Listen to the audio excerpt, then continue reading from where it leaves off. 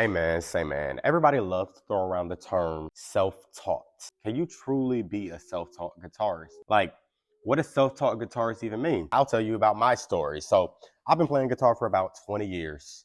Ever since I was a wee little lad, I decided to pick up the guitar because my brother, he's 4 years older than me, and he knew he wanted to be a rock star.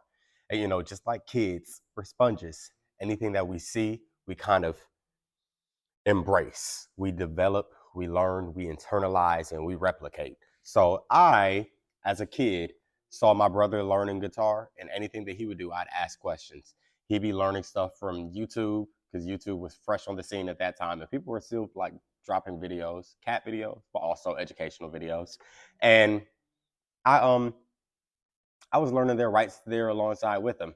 I would say I considered myself to be a self-taught guitarist. I didn't decide to take guitar seriously until 2016.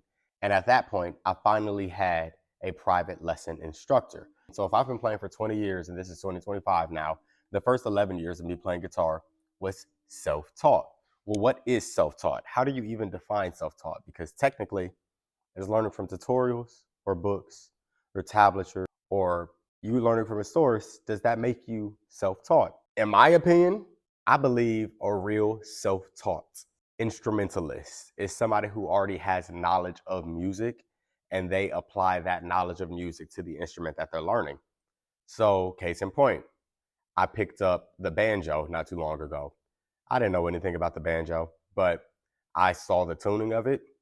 It was on a visual representation in front of me. And then I decided not to look at the picture anymore.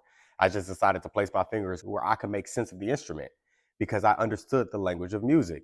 I understood that if I found a way to press down on the frets and play the notes C, E, and G, I'd be playing a C chord. At that point, I would consider myself a self-taught banjoist, banjo player. I don't know how you say banjo, person who plays banjo.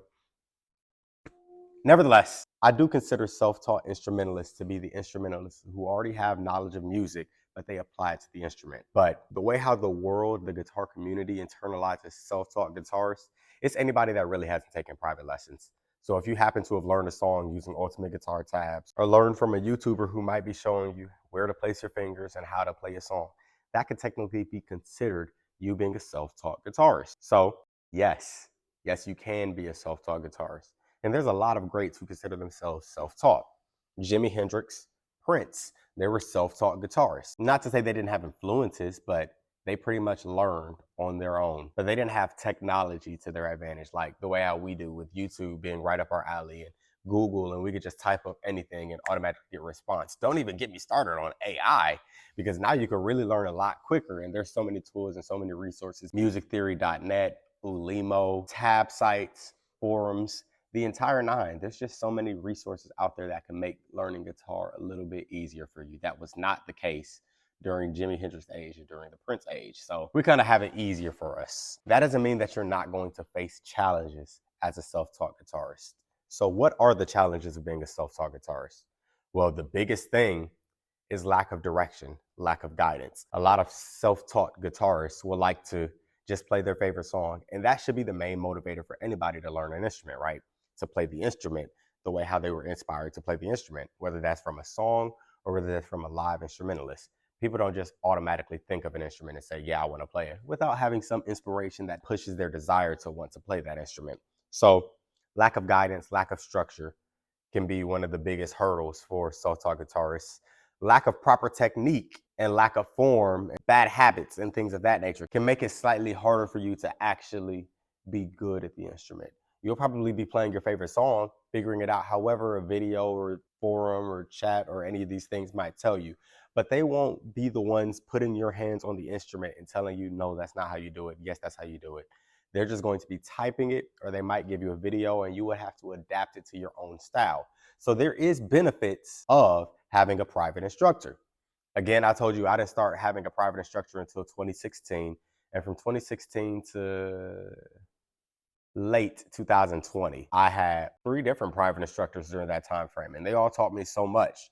They showed me that my 11 years of learning guitar was a good foundation. I have some knowledge, but I really don't know nothing. They were trying to speak to me in theoretical terms. They were trying to speak to me by saying, yeah, play the root, play the third, play this, do da da da da.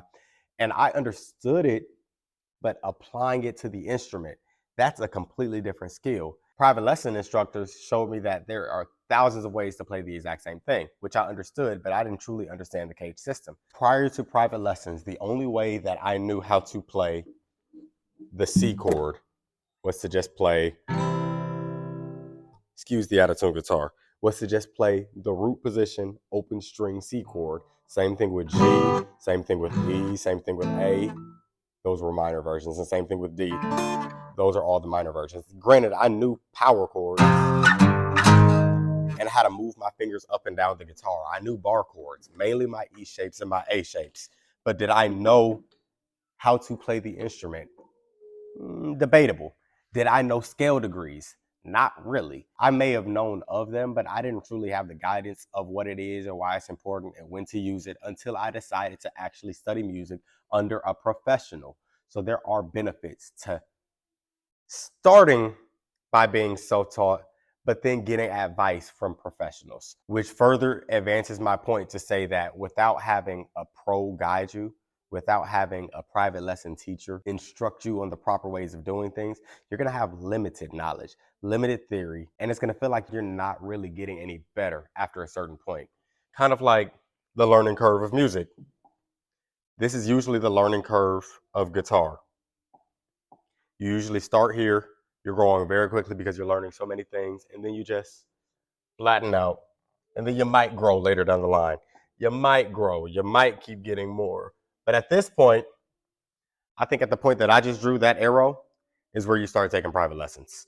This point is where you're like, I don't know what I'm doing. I'm just going to keep learning these songs which play the same chords over and over again. Then you take private lessons and they're like, oh, well, here's a minor seven, and here's multiple different ways, and here's how you can approach it from a secondary dominant, and here's diminished chords, and here's why diminished chords are important, and here's da da da da.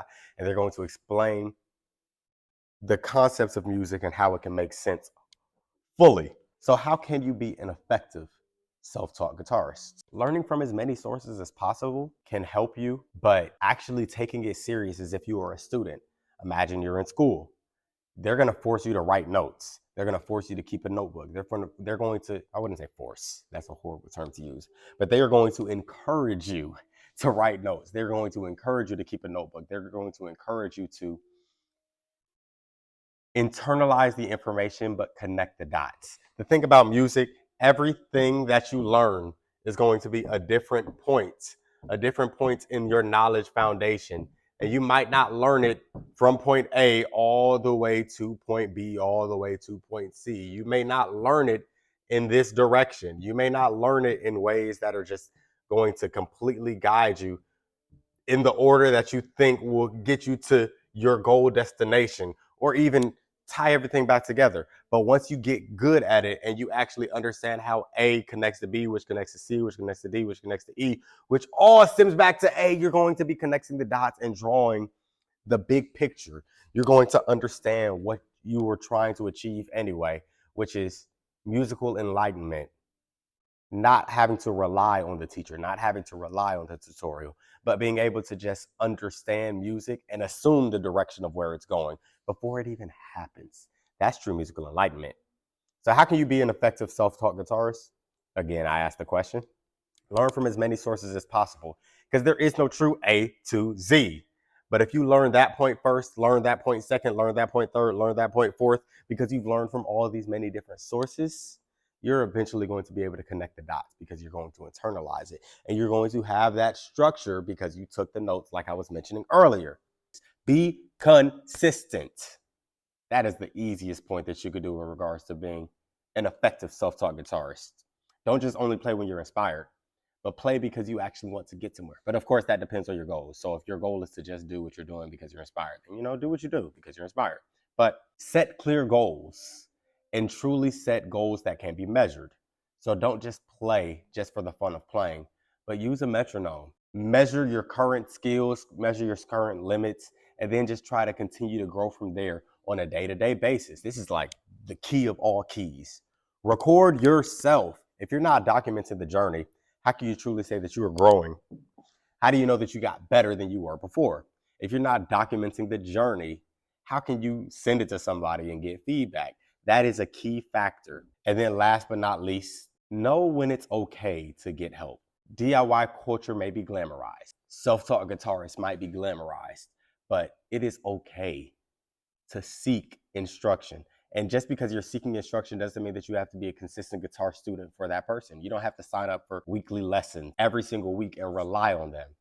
Go back to learning from as many sources as possible. But you might need the instructor to help you connect the dots and see the full thing, big picture, because you might understand a few things but still get confused. And that instructor might be able to break it down. And if you're looking for an instructor who can help you break it down, send me an email. I will gladly help you. Wherever you are in your guitar journey, I am the person to help you. And one more freebie that I'm going to give you, just because you stuck all the way to the end of this video, I have an entire checklist for things that guitarists should know. Should, emphasis on should, by a certain point of them saying that they know how to play the guitar. That's my video. Hopefully this was some level of insightful. If it was, don't forget to smash the like button, comment, subscribe, because it helps the channel grow. And I just want to continue growing so that I can give you all of this free gems. But I'll catch you in the next video. Peace.